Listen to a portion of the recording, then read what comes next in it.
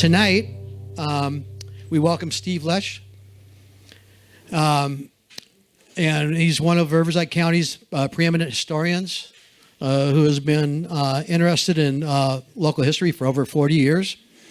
He has written or co-written 18 books and over 300 articles on various Riverside County historical subjects. Steve is the current chair of the Riverside County Historical Commission and co-authors the weekly Back in the Day column for the Press Enterprise, which is our regional newspaper. We're grateful for Steve, who has been a trusted Temecula Valley Historical Society go-to for a wide range of subject matter he has shared during numerous Fourth Monday presentations he's conducted over the last few years. Thank you. And tonight is always compelling and interesting presentation. We'll focus on the expeditions of Juan Bautista de Anza. Without further ado, there's Steve Lech. Okay. Well, it's almost like I wrote that myself, huh? Okay. Let me take a minute here. Yeah, we're going to look tonight at the expeditions of Juan Bautista de Anza. Here, he was one of the, if not the first Spanish explorer to come through our neck of the woods here. And we first of all have to look at why. Why did Anza make these treks that he was going through? And you notice I've got two different dates up here, 1774 and then 75-76. That's because he made two different treks. The first one in 1774, it was the springtime. The second one was in the winter of 75 into 76. And that's why we've got kind of a big to-do about it right now, because we're at the end of the 250th anniversary of Anza coming through there. So it's been kind of a big deal. The National Trail is, of course, a little bit farther east of here and the like. But we've got to go all the way back into the 1500s to kind of see why Anza made these routes. Now, in the 1500s, of course, Spain came to the New World, and they laid claim to most of everything that you see there kind of in the yellow there. And that was fine in the 1500s, but most of their activities centered around what we consider Latin America today. Mexico, down into Guatemala, etc., and of course centered around Mexico City. They really did not do much with the upper areas. Well, that began to change, though, in the mid-1700s, because now, if you see in the colors there, the red area on the East Coast, those are the British colonies. Got started in the 1600s, really expanded in the 1700s. Plus the green area is the Louisiana tract there that was French, going clear up into Canada. And what you don't see there is the folks coming down from the north, the Russians coming from Siberia through Alaska and into the Pacific Northwest. So all of a sudden it hits the King of Spain. Maybe ought to be doing something about these northern provinces here, or we're going to lose them, or maybe have to go to war or do something like that. So he sends a big party under the leadership of Portola. It's called the Portola Expedition. And there are two heads of that, Portola and Serra, Father Serra. And what they are charged with doing, Portola was the military man. He was charged with setting up presidios along the coast. There, San Diego, LA, Santa Barbara, Monterey, and eventually San Francisco. Those were the military outposts that were going to establish Spain's preeminence here. Along with him, of course, was Father Serra. And Father Serra was a priest who was charged with setting up a string of missions up and down the coast. Why? Well, the King of Spain and the Spanish government thought, we've got all these people coming at us here, the French and British and the Russians. We need to populate this area quickly. The normal way to do that, of course, would be to send people up there, give them farms. They'd have kids that grow up, have more kids. Well, you don't have time for that. That can take 100 years by the time you get a fairly good population. So their thought was, we could go up there, we establish religious missions, we take the indigenous population, Christianize them, call them Spanish subjects, and we have an instant population there. So now all of a sudden we've got Spanish subjects and a lot more of them, certainly in, say, 5 or 10 years as opposed to maybe 100 there. And so that's what was going on. And the one we're going to concern ourselves with here is the San Gabriel mission. Now, I know when we've talked about later times, I'll talk about the San Luis Rey mission and the like. That was not established at this time. Okay, really, the only one, well, there are two in Southern California, San Diego and then San Gabriel. But when we think of the missions, we tend to think of them like this. Built out, they've got huge fields of grain, fruit trees, large pasturage for their livestock and the like. And that was true later on, say in the 1800s on up time period. That takes a lot of time to get established. But when they actually established the missions, it was more of a, we're going to do it here, set up some brush tents, we can sleep in, we can start making adobes, we can go out and start making pens for cattle and the like. But in the meantime, you've got to supply those places. Because agriculture takes a while, so does livestock. The building of the building, I mean, that building didn't get built in a weekend. So you've got to supply them there. And that was the issue that was hitting Spain.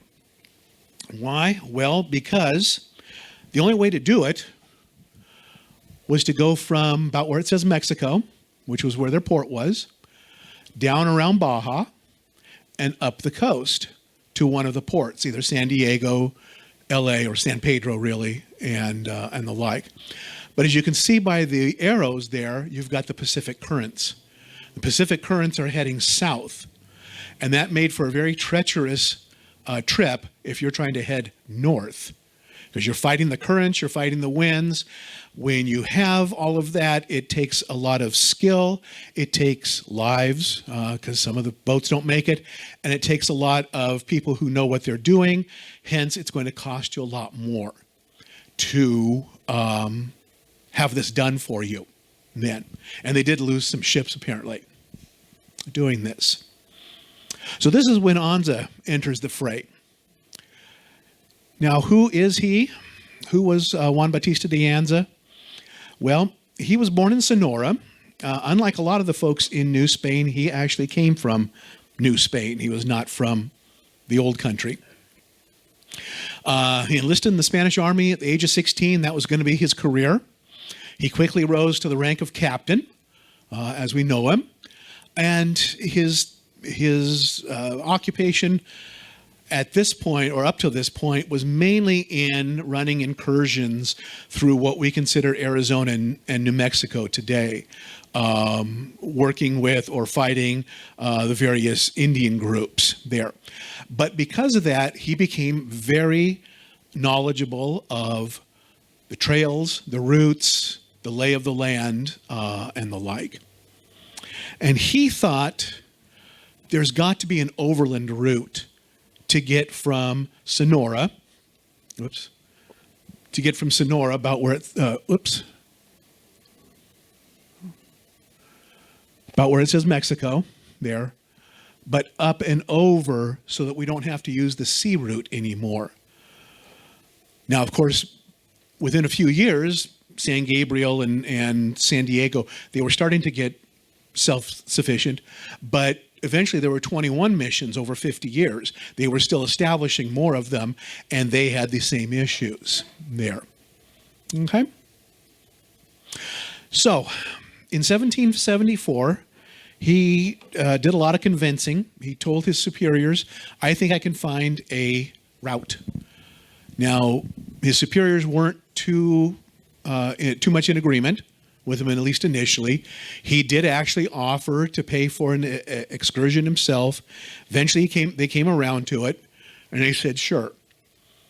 But he was doing his research there, and he had talked to a number of not only Spaniards who had kind of explored the area, but also a lot of the Indians. And about the time he left, came to him an Indian named Sebastian Tarabal. And Sebastian Tarabal had just escaped from San Gabriel and come overland. So he knew a route. And Anza convinced him to kind of be the guide, the main guide. He had other guides there to do it. And so he opted to do that. So in 1774, they led a military and exploratory excursion. And that was simply him and several soldiers. They were going to go find the route. They were going to map it. They were going to document it so that if they actually came up with it, then they could go back, tell the folks in Sonora, and open this up there. 2 years later, he came back in 75 and 76 and did another one. And that was more colonial in scope because, of course, he found the route. Now he comes back with families, women, children, workers, and the like, not so many soldiers per se. And they go through the route too, eventually go up, and that's the contingency that found San Francisco there. And that was about the northernmost extent of the Spanish. Yeah, there were a couple of things on the north side of the bay, but that was about the extent of the Spanish foray into California there. Okay, so let's take a look at the route here. And we've talked several times, of course, of the Southern Immigrant Trail, which was a later thing. So I thought I'd post a map like this and kind of show you, even though the writing didn't turn out too well, kind of compare and contrast what Anza's route was, which is in the red, and the Southern Immigrant Trail in the blue. Now, unfortunately, I couldn't do, where the two meet, I couldn't do a combined color. Google Maps, whatever. But anyway, from the right all the way to where they split, they're the same thing essentially. And when Anza made his trip, he knew how to get up into what's now Arizona, and he knew how to get to Yuma. That's where he wanted to get to. There were really only two places to cross the Colorado River, Yuma and Needles. Needles is several hundred miles up, almost, kind of closer to Las Vegas, etc. So he's on his way to Yuma, and that's where the line starts, is in Yuma. From there, it went and headed south a little bit. Why did it do that? Well, because you got the Imperial Sand Dunes. Man, not only do you not have water, you're trying to drag horses and men and material and wagons through sand. There, and it's very difficult. It's very tiresome. It's not like driving a car like today. We just press the pedal down a little bit more and the machine does it. No, your horses and your men and all that bit are going to get tired slogging through sand, especially if they don't have any water. So that's why it dipped down south a little bit and then headed on up north. Okay? So the blue, of course, is the Southern Immigrant Trail coming a little bit farther west. So what we're going to concern ourselves with is the red, and that is Anza's route. So when he gets around the essentially Imperial Valley, then Anza heads in a more northerly direction, at least initially there. So of course they cross that, and coming into Riverside County, now they enter it at Coyote Canyon. Which is shown here looking down into the Anza Borrego Desert. And luckily for us, of course, like I said, this is an exploratory mission. So they had journalists along, diarists, and they would describe the plants, the flora and fauna. They would describe the geology. They would describe the route so that they had a record of it so that when they came back, they could retrace it there. So coming in here now, one of his diarists says, 2 hours before daybreak, we set forth up the arroyo, which in general runs north-northwest, dividing the large mountain chain through which it flows. Right here, there is a pass, which I have named the Royal Pass of San Carlos, and that's today's Coyote Canyon. He called it the Royal Pass of San Carlos. From it are seen most beautiful green and flower-strewn prairies, and snow-covered mountains with pines, oaks, and other trees which grow in cold countries. In the course of the journey made today, we have seen an improvement in the country in every way. Remember, they've just been through the Imperial Valley. and have concluded from its moisture that it may be suitable for seasonal crops and for the planting of fruit trees, and that there are pastures sufficient for maintaining cattle. In the same transit, we met more than 200 heathen, extremely timid and similar in everything to those farther back, except in their language, which we did not recognize. Remember, he had Indians along with him as guides. They didn't recognize the language there.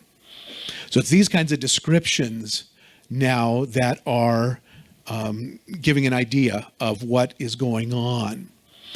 So from there, he entered what we call the Anza Valley.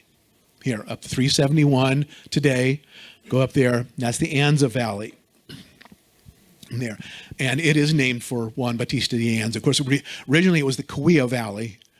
Later on it became the Anza Valley. And he says there, because it had rained and snowed during the night and part of the morning, we were not able to set forth until 10 o'clock in the forenoon, when we started marching northwest and north-northwest through the valley which lies between two ranges. We followed it until it narrowed between several other hills, at the foot of which we halted for the night, having traveled 3 leagues. We called this place San Patricio, and San Patricio is the name he gave to what we call the Anza Valley. Well, he talks about it narrowing, and that is Bautista Canyon, which is not named for Juan Bautista de Anza. It's named for Juan Bautista, the Indian leader, who came later. So he says, at 8 o'clock in the morning, raising our train, we all set forth on the road, which we found favorable. For only a league was it necessary to cut here and there a tree which impeded. After this, the canyon which we followed kept getting wider and wider. And this is Bautista Canyon here. It's fairly overgrown nowadays. I'm wondering if it looked like this during that time. He tends to tell us it didn't, because he said there's not much impeding us, but I don't know that I would have wanted to walk through there when I was there a few months ago here. But this is Bautista Canyon. There is a road there. You can do it, and it's the road between Anza and Hemet there. Give you an idea where we are. That's looking at it from the northern side looking south there. Okay, where am I here? Okay. Then he talks, he says, we reached a broad and most beautiful valley, 6 leagues distant from the place whence we had set out. Through this beautiful valley, to which we gave the name of San Jose, runs a good-sized river, on whose banks are large shady groves. Likewise, in the mountains where the river forms, there are seen pines, oaks, and various other trees. All is plain and full of flowers, fertile pastures, and other vegetation, useful for the raising of cattle, of which species many as might want or might wish to be raised there. And this, what he's describing now, of course, we know as the San Jacinto Valley there. So that is San Jacinto Valley. And then at 8 o'clock in the morning, we took up the march down the valley to the northwest. Its amenity and the beauty of its trees continue for 3 leagues, after which the trees came to an end. We followed it for 3 more leagues until we came to the banks of a large and pleasant lake, several leagues in circumference, and as full of white geese as of water, they being so numerous that it looked like a large white grove. I called this lake San Antonio de Bucareli. San Antonio de Bucareli was his superior back in Sonora. It's always good to name something for the boss, you know. Today, several heathen came to us here and along the road which we traveled, talking with us now with greater freedom than those farther back. But as soon as they were given presents, they left us. So that is describing the Indians in the what we now call the San Jacinto Valley there. Okay, and then Mystic Lake. Oh, that, of course, is Mystic Lake. That's what he was describing, which he called San Antonio de Bucareli. That's Mystic Lake there. So even Anza described that. A little bit farther out, one of the routes he took was around the Bernasconi Hills, which is right there. And then now we're looking into the very eastern portion of Moreno Valley at this point here. So he continues on. That's kind of more of an overall shot of it. Okay, he continues on now through Moreno Valley. I forgot my laser pointer, but on the southwest lower right portion of this is Sycamore Canyon, which is an open space park in the very eastern part of Riverside. There's a canyon that drops down in there, and then it goes through the arroyo. If you know Riverside, it's where the Victoria Club golf course is, and the Magnolia Fill area before you get into downtown. That arroyo there is where he came through. Let's see, and I lost my place. Okay. He says, at 8:30 in the morning, we set forth, going northwest for 5 leagues, keeping on our right a high snow-covered mountain, which drains into the lake mentioned. Having gone 2 more leagues to the west-northwest, we came to a valley similar to that of San Jose, which likewise has a good river, to which was given the name of Santa Ana. Now, because of his Indian guides, he knew that that river is the Santa Ana River. That name had been given to it by Portola in 1769, because he went up the coast. He would have gone to what's now Newport, seen the big river. He named that Santa Ana. But then the Indians had told him that's the same river that essentially goes down to what we call Newport today there. And so he had to, though, let me go back here. See up there, the point? The arroyo comes out right at Mount Rubidoux. And so, and of course, there's where the Santa Ana River is. So he had to turn left, turn south, and try to find a place to ford the river. Now, everybody makes fun of the Santa Ana River. They all go, where's the river in Riverside? Well, okay. Nowadays, we dam it, and we channelize it, and we pump it, and the like. But back in those days, it was a free and open river. And remember, this first expedition he did was in March. What's characteristic of March? We're in spring. It's raining, the snow is melting, the rivers are big, etc. And so he had to find a place to go across the river. And it took him all the way down to what's now Martha McLean Anzaneros Park there. It's almost to Van Buren if you know Riverside there. And this is called Anzaneros. You can see the other side of the river right there, because this is kind of like a pinch point. If you think about it, and if you know the Riverside area, from Mount Rubidoux, the Santa Ana River was as wide as almost to the Staters in Rubidoux. Okay? So all of what's Mission Boulevard going through Rubidoux and the like was all underwater at certain points because the river was that wide. Like I said, it has been... Oh, okay. Thank you. Oh, cool. Is that it? Yeah, okay. See, there's the other side. Okay. So he comes down here and he fords right here. Why he didn't take the concrete bridge, I don't know. But he fords it right here. And again, it's March. The river's high. It took him an entire day to get his men and animals across, and he lost 3 horses doing it then. So that was, I mean, it was treacherous to do it. But he makes it across. And this is it from the other side. There. You can see the concrete bridge. There's the Santa Ana River. Now we're in Jurupa. And then within a few days, he made it to San Gabriel, which was actually his target there. You might think, oh, and maybe it's San Francisco or L.A. No, they really didn't exist. His target was San Gabriel so that he could, because that San Gabriel is the most inland of the missions. So he got there, of course, the missions are on Camino Real. So you can get to all of them from at least one of them there. So his goal was to get to San Gabriel, and he did. And the mission fathers were extremely happy to see him and tried to have a little party, but they didn't have any food. So they had a little get-together and prayer and the like.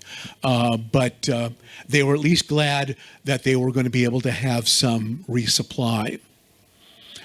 So he left his contingent of soldiers there. He runs up, sees San Francisco Bay, comes back, and then heads on down back to Sonora with the news that we have found a route. I can get us to San Gabriel, and from there we can get to all the other ones there.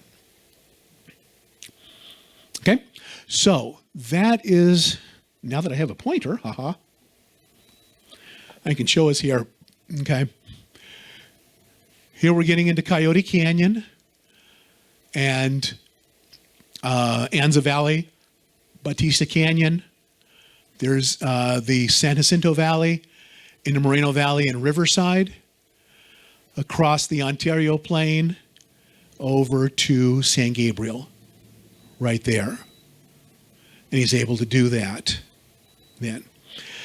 So, of course, then he comes back again in 75, 76 with his colonizing group, gets up to San Francisco and the like. And things seem to be going pretty well, except that very soon afterwards, the Indians along the Colorado River revolted and started attacking the supply trains. And at that point, it was given up. Luckily, the missions had kind of come of age so they could start supplying, and they could still run a few boats. But essentially, Anza's route was given up, and it was forgotten there. So that when they start up again to get in, they go a different route, the blue route that we know of as the Southern Immigrant Trail there. It's farther in, it's farther to the coast, and it's better watered there. And really, nobody knew about Anza's route. Even in the 1910s and 20s, the eminent San Bernardino historian George Beatty was writing that Anza had taken the Coachella Valley route up through the desert into the San Gorgonio Pass to San Bernardino and then over then. And that was patently not true. You can figure there's a lot less water on that route there. So Anza's route was forgotten, but then in 1921, it was rediscovered. And it was rediscovered by Berkeley professor Dr. Herbert Eugene Bolton. He and several colleagues took the diaries, got on their horses, and rode the country. And they're the ones who said, nope, they didn't go what was Beatty's route through the desert here. They went this route here. Well, at that point now, early 20s, we're in a whole advertising boom. We're trying to get tourists here. What happens, especially in Riverside? We go De Anza crazy. We've got De Anza Street, De Anza Boulevard. We've got a De Anza Theater, De Anza Chevrolet, De Anza Mortgage, De Anza Cyclery, De Anza Medical Group, la-da-da-da-da. For a little while, we had De Anza Days. It was a festival in downtown. You dressed up in the old Spanish finery and the like. This is a shot of it.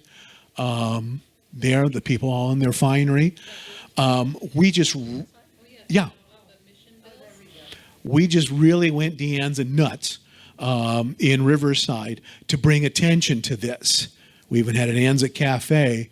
This thing looks like a real greasy spoon, but it was called the Anza Cafe. And of course, culminated by our Anza statue in Riverside. Now, this is neat. Everybody says it was a WPA project. It was not. It was a project by the Riverside Art Alliance to which the WPA gave some money. But most of it was raised by the Riverside Art Alliance there. The statue is on the left, and that's in Newman Park right at 14th and Main. And then that is one of the mock-ups of it that is in possession of the daughter of Ed Lostenow. Now, who is Ed Lostenow? He's the guy who modeled for that.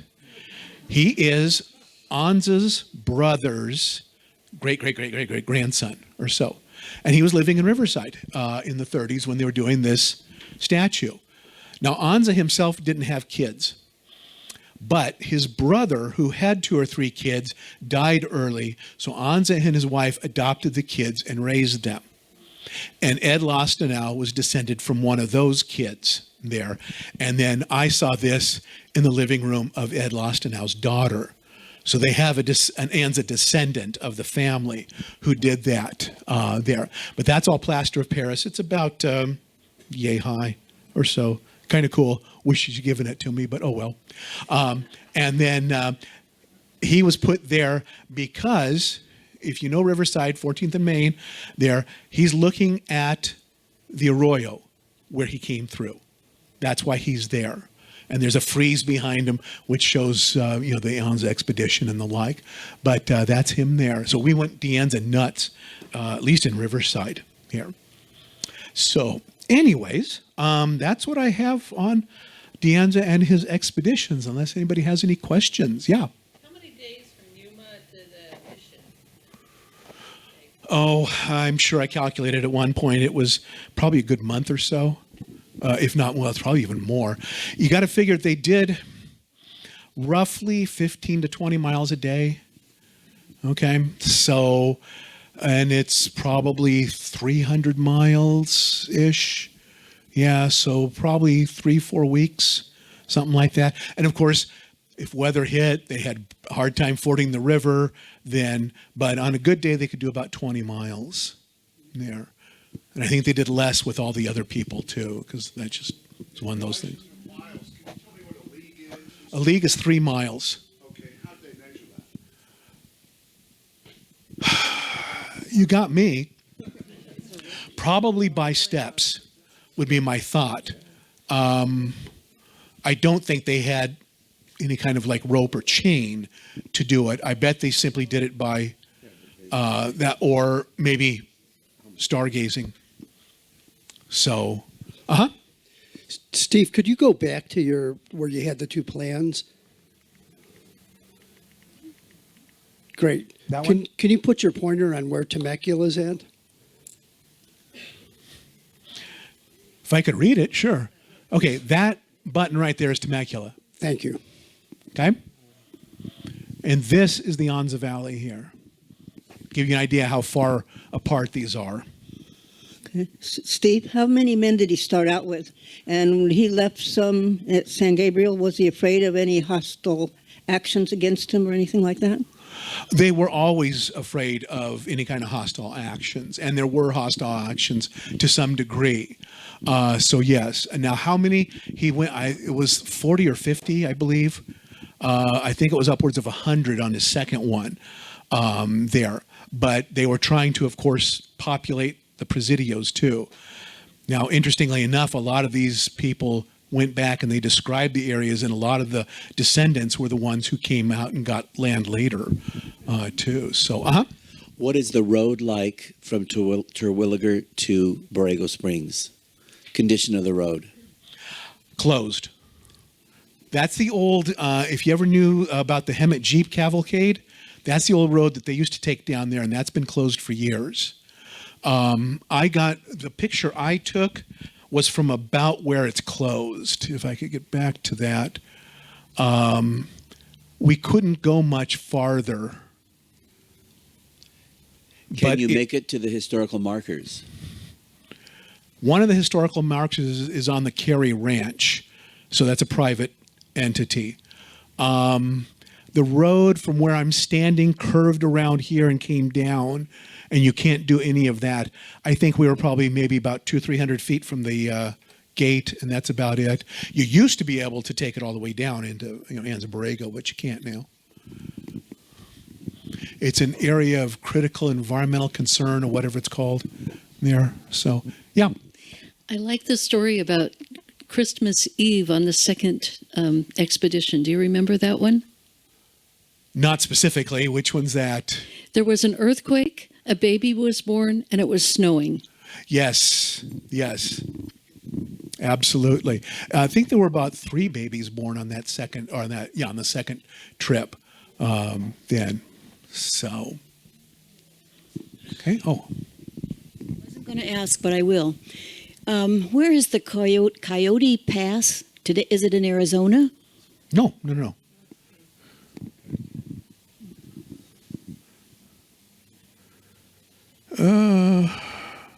Oh, yeah, that's what I wanted. Coyote Canyon, right in here. There's Anza Valley. And you come into Coyote Canyon before you open up into, this is all Anza Borrego down here. It's right on the county line between Riverside and San Diego counties there. If you look at the topo maps or anything like that, you can definitely see it. If you're in the Anza Valley, it's almost the extreme southeastern portion is what ties into it there. And then he would have gone across essentially the eastern portion of the Anza Valley to get to Bautista Canyon, which is in the northwest part.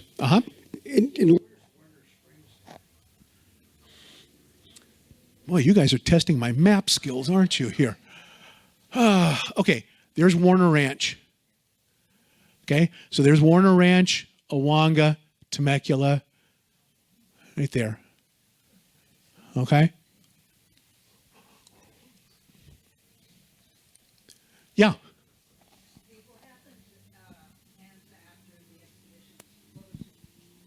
Yeah, I can't hear you. What's that? What after this expedition? What was his career? What happened to him, Juan Bautista de Anza? I don't know. Oh, okay. No, he probably stayed within the military in some aspect, but I didn't look at what happened to him afterwards there. Okay. Any questions? Oh, huh? Where is he buried? Where is he buried? I have the foggiest idea. Yeah, if you didn't know where he went. No, I have no idea. In the ground, Yeah, I have no idea. Like I said, I didn't follow his life on, so I don't even know if there is a biography of him or so. Anyway, as David was mentioning, we do have another symposium coming up too, and it's March 7th, and it's the annual Riverside County History Symposium. We had it down here at City Hall a few years back. We try to move it around as much as we can. This year it's going to be at Flaybob Airport in Jurupa Valley. If you know Riverside, it's right next to us in Rubidoux, essentially. It's the first Riverside airport, and that's where Roman Warren used to fly out of and the like. But then Riverside Airport moved to where it is today, and then that one was up for sale. And so Flavio and Bob bought it. That's why it's Flaybob there. But it's an experimental airport now, and we're going to have 4 speakers. You've seen 2 of them tonight, one of which is Rebecca Farnbach, and then myself. I'm going to be talking about the incorporation and disincorporation of Cabazon. Bob Chaparro is going to be talking about the depots and the railroads of Hemet. And then John Goldenbaum, who has been affiliated with Flaybob for 100 years or whatever, he is going to be talking about the story behind Flaybob Airport too. So we have 4 speakers. We have breakfast. We have lunch. We'll have a tour of the facility afterwards too. It's $45 for the day there, and then we also have book sales going on throughout the entire event. Countywide local history books from authors who bring their books and the like. So we'll have new, used, all kinds of things. So it's well worth it. This is going to be, I believe, number 13 that we've done. So after taking it over from the county when they dropped it. So anyway, encourage you to come. We're at riversidecountyheritageassociation.org, and you can get the link to the Eventbrite if you want to do that, or you can get a link to the notice, and you can print it and mail it in. It's $45 a person. So, Rebecca's going to talk about Edward Hyatt there of San Jacinto. So, yeah. Yeah, we try to have a different series from all over. I try not to do like all Riverside or something like that. I try to get them from like 1 or 2 from the desert, 1 or 2 from down here, 1 or 2 from up there, etc. So we have a variety then. So, we try. So, okay. Well, if there are no other questions, we'll hand it back to Dave then. All right. Well, thank you to Mr. Hatt, and appreciate your presentation. Very interesting, as always. Once again, there is also another symposium with information on that back table. You can take a look at. It's a flyer back there. Once the next presentation, Monday, the 23rd of February, it's the Vale family and Empire Ranch. And Rebecca has something to share.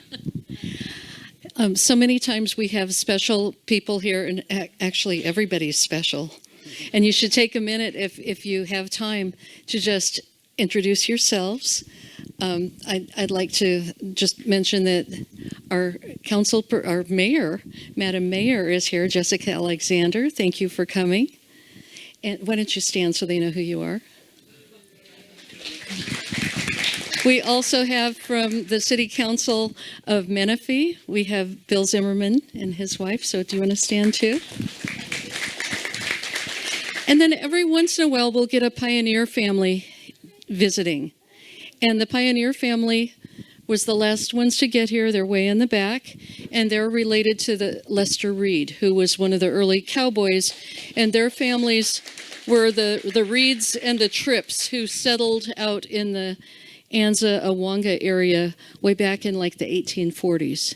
So I have a special friend too, Tiffany Baker and her husband Lee. And so anyway, if you want to linger long and eat more cake, and it'd be fine. And then I want to say also, just for those who may not be aware, these presentations are live streamed on a Facebook page. Thank you to John Hess, who is very capable videographer. We appreciate you doing that, John. So any of these presentations you can't get to, you can see those online too. With that being said, thank you so much for being here tonight.